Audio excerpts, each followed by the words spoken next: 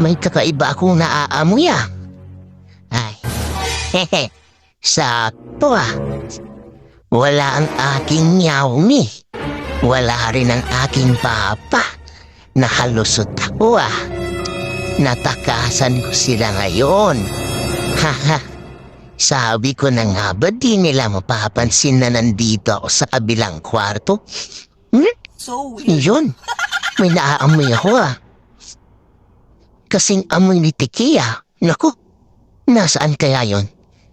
Tiki? Asan ka na, Tiki? Ah, sige na, magpakita ka na. Laro na tayo. Tiki? Yuhu! Sige, bahala ka pag nagpapahanap ka. Hahalugugin ko ito. Sige.